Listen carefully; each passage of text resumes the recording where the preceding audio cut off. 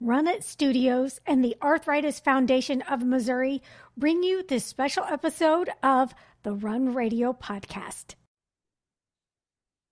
Welcome back to the Run Radio Podcast. This partnership with the Arthritis Foundation of Missouri is bringing resources to you and information that can hopefully help you or a loved one that you know of that is dealing with any type of arthritis.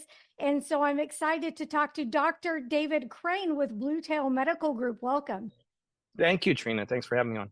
Yeah. So tell me a little bit about what you guys do over there at Bluetail.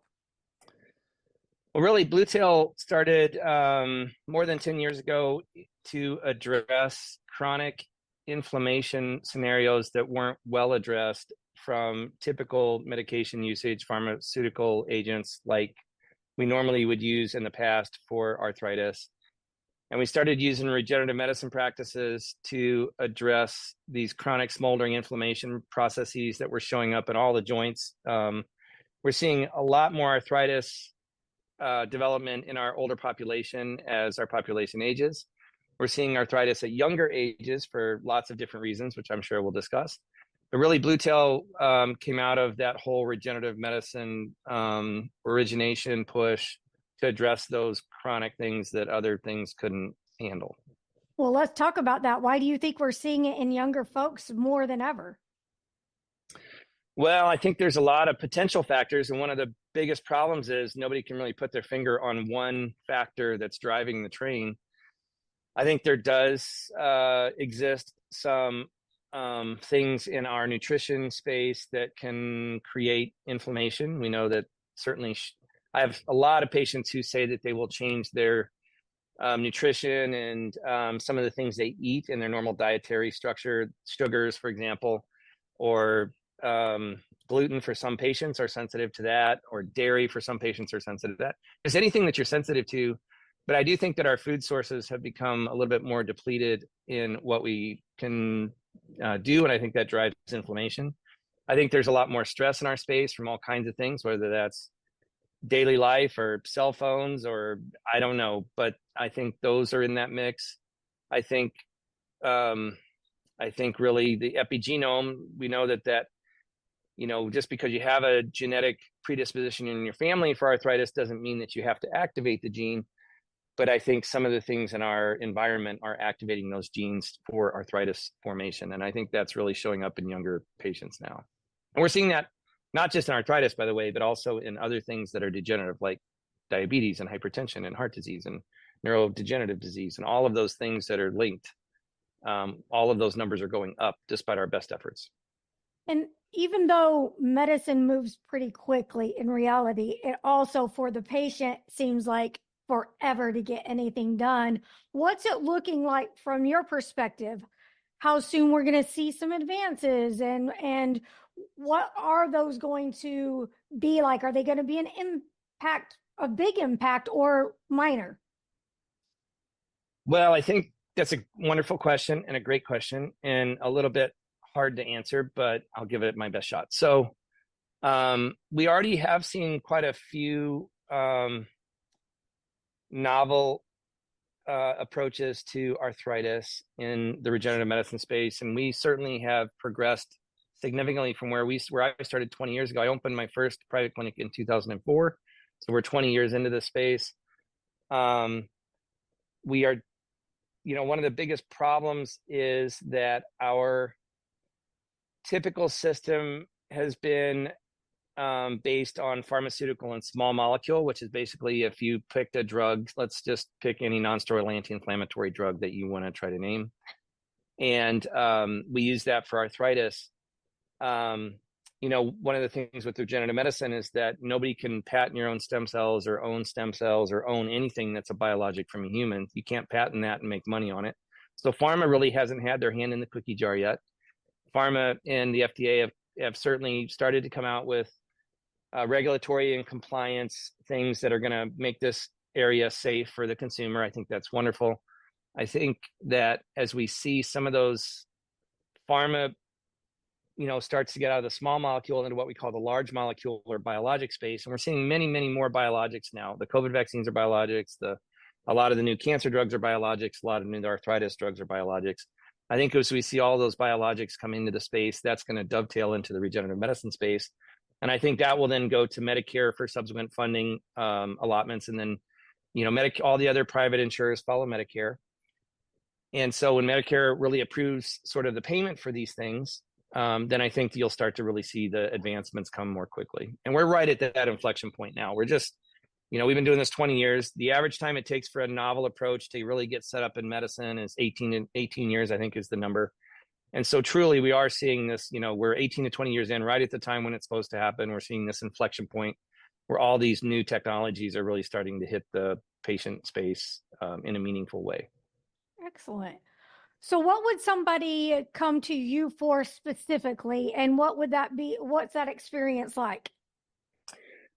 We see the thing that we see the most in our clinic is really knee osteoarthritis. Knee arthritis is so prevalent. We're seeing it again in 30s and 40-year-olds now. When I was a fellow, I would have seen it in 50s and 60s or 70s. And we also see then a lot of post-traumatic arthritis after injury, like an ACL injury or chronic meniscal injury or those things. So that's by far and away the thing that we see the most of. We also see a lot of other arthritis like hips and shoulders, and we do degenerative disc disease and other things. But our knee arthritis, if you are asking that question, is really the thing we see the most. We really have to have a discussion around what has the patient tried from less aggressive to more aggressive. Mm-hmm. There's a lot of things that kind of have lived in that space, whether that's physical therapy or, the other pain medications like Tylenol and nonsteroidal medications like ibuprofens and things. And then we work on other medications that have some utility, whether that's the viscosupplementation things like that some insurers are still paying for, some aren't. And then we start to look at the regenerative medicine space where we live. And most of the time, the patients who come to us have already been through all of those less aggressive approaches and haven't had that much success, or they've had success for years and now they're starting to progress beyond those steroid injections or whatever that may be. Yeah. And then we sort of have to make a good relationship with that patient and help them understand if that patient needs to go on to having something like a joint replacement or something like that, which is the most aggressive approach in arthritis, but certainly has been a safe and certainly approach that a lot of patients have required for really severe arthritis. And I think that all of those options for us need to be scripted and on the table for the patient. We just have to help navigate that roadmap for people. Yeah. And I know you said osteo is what you see a lot of. Do you do much with rheumatoid patients? We do. Rheumatoid, again, for me, the way I like to talk about arthritis is really sort of this script. And I want to sort of use what I would typically tell a patient because I think it is meaningful. I think of arthritis as a chronic smoldering inflammation that eats the nutrition from the joint. And we've learned over the years that there's a lot of stem cell reservoirs around your joint. I hear a lot there's a lot of sort of misinformation out there that all of our stem cells, we don't have stem cells as we age, and that's not true. Every couple of years, our joints have to completely turn over. So there's always a repair process going on around the parts of our body that need repair, which is every single cell in our body. And around the joints, there's particular stem cell reservoirs or reservoirs of regenerative pockets. And they exist in fat, and they exist in bone marrow, and they exist in the synovial fluid. And once you deplete that resource pool with chronic smoldering inflammation, you'll see arthritis take off and get really bad very quickly. And I have a lot of patients who come in and they're surprised to find out that their other knee has arthritis in it, even though it doesn't hurt. But our bodies are wonderful in trying to be resilient for us and keep the things out of our space. And so our bodies will do everything it can until it finally runs out of the resources it can do repair with. And then we'll start to get inflammation and degeneration, and it hurts. And so we're trying to capture some of those patients before they ever hit that stage, because the earlier we capture them, the better. So referencing back to your discussion around rheumatoid arthritis, I think it's sort of some of the same talk. There's an autoimmune component, meaning your body has set up this immune response to your own cells, and that creates the chronic smoldering inflammation. And that starts to eat the nutrition from the joint. And in the regenerative medicine space, whether or not we talk about, lots of different tools in that regenerative medicine space, which we can get to. But all of that is designed to put resources back in the joint for your body to do repair with and work with to do repair. And I just think what I tell patients is that's why we sleep at night. We sleep to do repair and integrate. And so if you're not sleeping, you're not regenerating. If you don't have good nutrition, you're not regenerating. If you're overusing the joint with trauma, or a ballistic load, you're not going to regenerate.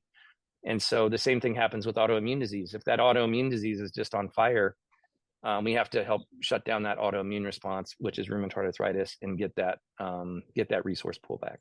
Well, let's talk about some of those tools you just referenced. What is that all about? Well, it's certainly expanding. That's one of the talks, like you mentioned earlier, questions you had earlier about what's sort of showing up in the space. For the last 20 years, we've used platelet-rich plasma. PRP is kind of in the lingo of our jargon. And platelet-rich plasma just utilizes a bunch of growth factors that we borrow from the patient themselves. So it's considered autologous, which means it comes from the patient source. And we also use bone marrow aspirate grafts, which do have stem cells in them. Stem cells is really kind of a naughty or dirty word in the pharma or the FDA space. We're all very careful about how we use that term. Stem cells are, in order to be called a stem cell, you have to be able to do very, very specific things. And I think there's a lot of misinformation out there that patients really need to understand if they're going to go down the regenerative medicine pathway, to understand what tool they're working with. Now we're seeing more in the space of extracellular vesicles and growth factors that are acellular, which means there's no cell wall, but they interact with the other cells in the joint and tell those cells to become less inflammatory, and they can give back some resources and drive resources back into the resource pools. I think those extracellular vesicles, in the colloquial space, they're called exosomes, which patients might hear that word. And then there's other things like adipose, or using fat-derived stem cells. And there's a lot of stem cells that live in our body in both the bone marrow space and the fat space. We have adipose in our bodies, which I always tell people, like, the fat is not the F word, right? It's got a lot of wonderful utility. It has a lot of hormones. It's got a lot of resources like stem cells. So fat is actually a great tool for us to utilize, because a lot of people want to get rid of it. So we're happy to use it. Excellent. So what are some of those misconceptions that you could kind of clear up so the patient understands stem cells a little bit better from this conversation? Yeah, another great question. Thank you. I think a lot of the misperceptions happen around the education of what companies have tried to push into the typical landscape. A lot of that, again, had to do with you're too old, your stem cells are too old or too weary. And that's not particularly true, although the reference I use is if you have a lot of fires burning, meaning if you have rheumatoid arthritis and you have hypertension and you have diabetes and you have other fires lit, it takes more resources to go start the repair process for a knee joint, et cetera, or a disc, or et cetera. So I think the misperceptions about that are rampant. I think truly patients need to understand what apples and oranges, meaning like there's a lot of growth factor stuff out there. There's a lot of stem cell stuff that is done in the higher end clinics. And unfortunately, it's kind of one of those things that right now, since a lot of it, private insurers won't pay for this, they're expensive. And so the stem cells are more expensive, and so I think a lot of patients shy away because of the cost, and that's certainly an appropriate argument until Medicare gets involved. I think the fact that stem cells are required to work over a period of time, they're not like a steroid shot. When we put that in, we expect your pain to go away very quickly within a day or two. Regenerative medicine techniques really require months for that to take effect. And so we really have to have, again, we have to use all the tools in our toolkit, whether that's things to help their pain while the regenerative medicine process is working in that joint, because it does take months for that sort of pain relief to show up. And then the other thing is that we really want to sort of capture patients when they're in that mild to moderate arthritis phase, and I don't like the language of bone on bone. I think that language doesn't suit us anymore. But if you're in that so-called bone on bone, just severe arthritis space, then you may be better served with having a more advanced surgical technique. And that's just something that, stem cells aren't going to help everyone. And I think there's a lot of misperceptions and a lot of marketing out there that says, oh, I'm going to put this in your joint, you're going to be better 100%, and it never fails and all that stuff. So that's not true. And how does someone know if they're getting the right information? If maybe they're thinking, I'm not ready for surgery yet, but they're worried they're too far gone to see you, should they come have the discussion with you first before going under the knife? I tell my family that. And so I would say on this podcast, like anything I'm going to tell my family, I'm going to tell my patients. And for sure, I mean, I think we are we are not surgeons at Bluetail, and we don't pretend to be surgeons, and we don't desire to be surgeons. What we desire to be is a patient advocate. I think patients really do need more advocacy out there. Yes. From both the providers and their family members and everything. Medicine has really had a lack of patient advocacy, and I think that needs to be addressed. So we are very happy to see them on an insurance basis, meaning we can do all their evaluations with insurance, and we can do ultrasounds, and we can do x-rays, and we can do a physical exam, and we can determine where they are in the spectrum of arthritis, whether it's, none or mild or moderate or severe. And we can just lay out all of the different options that currently exist in the space, whether that's, again, they haven't started in the osteoarthritis treatment protocol yet, or they are down the road and they've already tried a bunch of different things. But there's almost always something that we can offer advice-wise or treatment-wise to get them some pain relief until we can get them in a place where they can have joy in their life again. My whole scripting is around, you got to have joy in your life. If you don't have joy in your life, then we have to go to the next thing and find that joy back, because nobody wants to live without joy in their life. No, and pain will suck that joy right out of you faster than anything.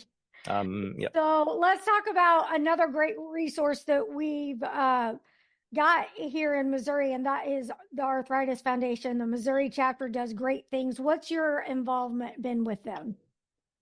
Well, really, to be honest, we just have started to partner with the Missouri Arthritis Foundation. And I really, again, we talked about that advocacy piece a bit. I think for me, as I get more mature in my career, in my own life, and I have arthritis in my family, and I've had arthritis myself, so I've had all these treatments on myself. I really do feel like my family and my patients and my community needs a really good resource for advocacy. And I think the Missouri Arthritis Foundation does that extremely well. And that's really a wonderful resource for patients to have. Absolutely. All right. Tell people where they can go to learn more about Bluetail Medical Group and get in contact with you if they need information. Yep. We're at www.bluetailmedicalgroup.com, and you are always happy to call in and talk to any of our staff members. They are all very polite, and we are happy to talk with anybody who wants to talk with us. Thank you so much for giving us a little peek into that world and providing us with some insight. Appreciate what you're doing for the arthritis community and everybody else that can benefit from your services. Thank you, Trina. Wonderful. Have a great day, and thank you so much for listening. You can watch the video, link over to whichever platform you prefer from runradio.net.